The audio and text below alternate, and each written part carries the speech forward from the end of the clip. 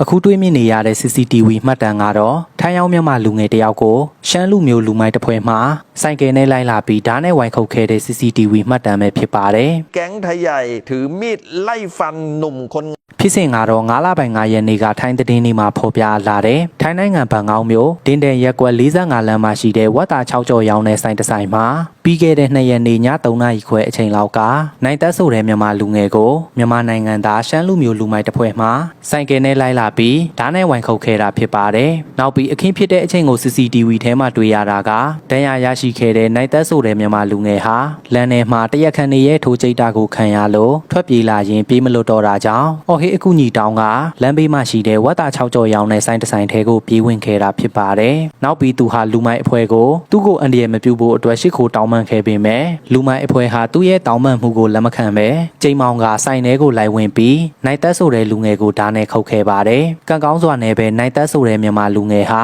အနီးနားမှာရှိတဲ့ကော်စလာတစ်ခုကိုကောက်ကင်ပြီးသူ့ခန္ဓာကိုယ်ကိုကာခဲ့တာကြောင့်ဓာတ်ချက်တော်များများဟာနိုင်သက်ဆိုသူကိုမထိပဲကော်စလာကိုပဲအများဆုံးခုံမိခဲ့ပါတယ်။သို့ပေမဲ့လည်းနိုင်သက်ဆိုတဲ့မြန်မာလူငယ်ကတော့ဥကောင်းနဲ့လက်မှာဓာတ်တန်းရတချို့ရရှိခဲ့ပြီးဆေးရုံရောက်သွားခဲ့ပါတယ်။နောက်ပြီးတရက်ခန့်နေဟာပြစ်မှုကျူးလွန်နေတဲ့အချိန်ကိုဗီဒီယိုရိုက်ယူထားပြီးအဲနောက်ပိုင်းမှာတော့သူတို့ဘလောက်မိုက်တဲ့ဆိုတာကိုလူအများသိအောင်တစ်တော်ပေါ်မှာတင်ခဲ့ပါတယ်။အဲနောက်ပိုင်းမှာတော့ထိုင်းသတင်းတောက်တွေကအခင်းဖြစ်သွားတဲ့ဆိုင်ကိုသွားပြီးသတင်းယူမှုပြုလုပ်တော့ဈေးတဲ့တချို့ပြောပြတာကအခင်းဖြစ်တဲ့အချိန်ကသူမတို့လည်းဆိုင်ပိတ်လိုက်ပြီးအော်ဟင်းနေတဲ့အတန်တချို့ကိုတော့ကြားရတယ်။ဒါပေမဲ့သူမလည်းကြောက်လို့ထွက်မကြည့်ရဘူး။ခဏအကြာမှာအတန်သိပ်သွားလို့မှန်ထဲကနေချောင်းကြည့်ကြည့်တော့ဒဏ်ရာရရှိခဲ့တဲ့လူငယ်ဟာဆိုင်ထဲကနေထွက်လာတယ်။သူ့ရဲ့ခန္ဓာကိုယ်မှာဆိုရင်လည်းသွေးတွေကရဲနေတယ်။အဲအချိန်မှာသူမတို့လည်းကြောက်တော့ဒဏ်ရာရရှိခဲ့တဲ့လူငယ်ကိုမကူညီလိုက်ရဘူးလို့ဈေးတဲ့တူမှပြောပါတယ်။နောက်ပြီးအဒီနာမှာနေတဲ့အတော်ကြီးတယောက်ပြောပြတာကအခင်းဖြစ်သွားတဲ့နေရာကအတော်နေတဲ့နေရာနဲ့နီးလေးအဲအချိန်ကအတန်ကြားတယ်ဒါပေမဲ့အတော်တို့လည်းကြောက်တော့